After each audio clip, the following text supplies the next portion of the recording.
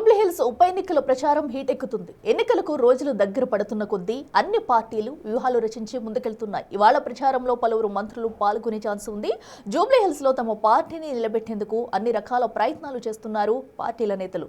తమ అభ్యర్థులను గెలిపించాలంటూ నియోజకవర్గ ప్రజలను కోరుతున్నారు. హామీల వర్షం కురిపిస్తున్నారు.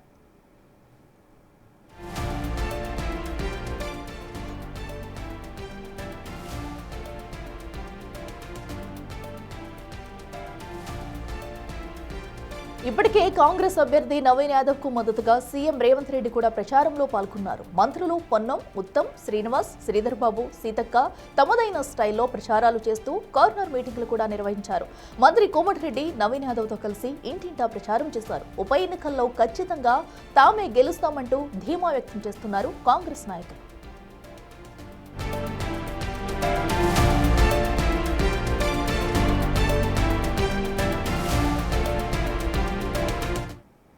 ఇదే అంశానికి సంబంధించి మరింత సమాచారం మా ప్రతినిధి హేమ లైవ్ అందిస్తారు. హేమ, చెప్పండి, జూబ్లీహిల్స్ ఉప ఎన్నిక దగ్గర పడుతుంది కూడా ప్రచారాలు అయితే హోరెత్తేస్తున్నారు. సో ప్రధానంగా కాంగ్రెస్ పార్టీ అటు సీఎం రేవంత్ రెడ్డి కూడా అయితే ఈ ప్రచారంలో పాల్గొంటున్నారు. సో ఏ అంశాలను ప్రజల్లోకి తీసుకెళ్తూ ముందుకెళ్తున్నారు?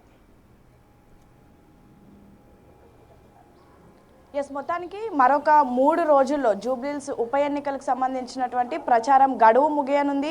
ఈ నెల 11వ తారీఖున జూబ్లీహిల్స్ ఉప ఎన్నికలు ఉండబోతున్నాయి. 14వ తారీఖున వాటికి సంబంధించినటువంటి ఫలితాలు కూడా ఉండబోతున్నాయి. అయితే ఎన్నికల సమయం ఒకవైపు దగ్గర పడడంతో పెద్ద ఎత్తున నేతలంతా కూడా కేవలం కాంగ్రెస్ పార్టీయే కాదు 3 పార్టీల నేతలు కూడా ప్రెస్టీజియస్గా తీసుకున్నారు.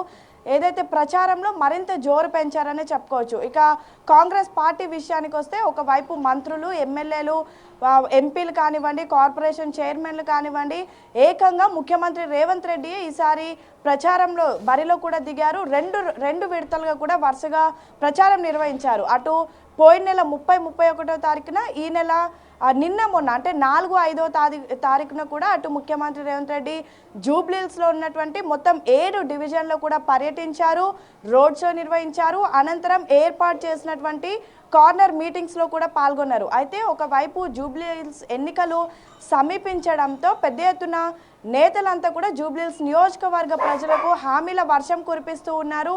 సో ఈ నేపథ్యంలో ఒకవైపు ఏదైతే ఈ 2 ఏళ్ల పాటు చేసినటువంటి అభివృద్ధి కార్యక్రమాలే కానివ్వండి, లేదంటే తీసుకొచ్చినటువంటి సంక్షేమ పథకాలే కానివ్వండి, ప్రతి ఒక్క ఇంటింటికి వెళ్తున్నారు.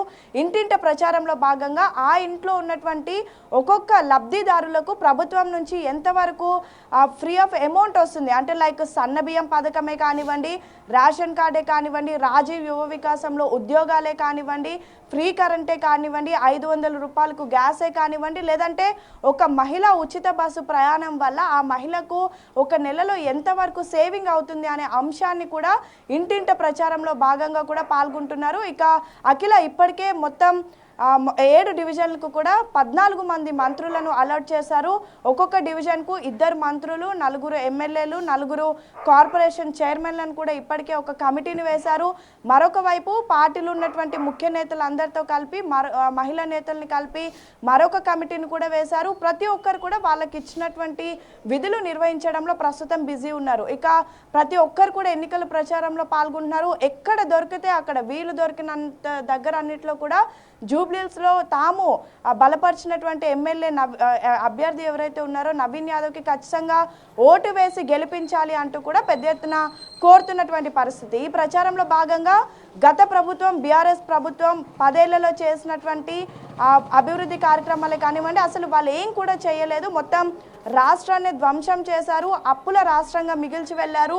సో అప్పుల రాష్ట్రంగా మిగిల్చి వెళ్ళినప్పటికీ కూడా రాష్ట్రంలో కాంగ్రెస్ ప్రభుత్వం ఏర్పడిన తర్వాత ఆ అప్పులు ఏమి చూడకుండా ఖచ్చితంగా మేము అన్ని అభివృద్ధి కార్యక్రమాలు చేస్తున్నాము, చెప్పిన విధంగానే సంక్షేమ పథకాలను కూడా ఇస్తున్నాము అంటూ కూడా ఒకవైపు ప్రచారంలో దూసుకొని వెళ్తున్నటువంటి పరిస్థితి. అయితే ఇప్పటికే అభ్యర్థి మొత్తం జూబ్లీహిల్స్ నియోజకవర్గం మొత్తం కూడా ఇంటింట ప్రచారం చేశారు. ఖచ్చితంగా తామే జూబ్లీహిల్స్ కైవశం చేసుకోబోతున్నామంటూ పెద్ద ఎత్తున ధీమా వ్యక్తం చేసినటువంటి పరిస్థితి. ఒకవైపు మొన్న 2023లో జరిగినటువంటి ఎన్నికల్లో గ్రేటర్లో ఎక్కడ కూడా కాంగ్రెస్ జెండా ఎగురవేయలేదు.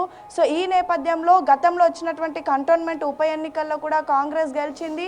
సో ఇప్పుడు కూడా జూబ్లీహిల్స్లో కాంగ్రెస్ కైవసం అయితే ఖచ్చితంగా రానున్నటువంటి జిహెచ్ఎంసీ ఎన్నికలకే కానివ్వండి, లేదంటే రానున్నటువంటి రోజుల్లో ఖచ్చితంగా గ్రేటర్లో కాంగ్రెస్కి బలం చేకూరుస్తుంది అని అయితే భావిస్తున్నటువంటి పరిస్థితి. ఇప్పటికే జూబ్లీహిల్స్ నియోజకవర్గం మొత్తం కూడా మంత్రులు ప్రచారం చేస్తుండడంతో అండ్ మరొక వైపు వివిధ డిపార్ట్మెంట్కి సంబంధించినటువంటి వాళ్ళు కూడా మీటింగ్స్ని ఏర్పాటు చేస్తున్నారు.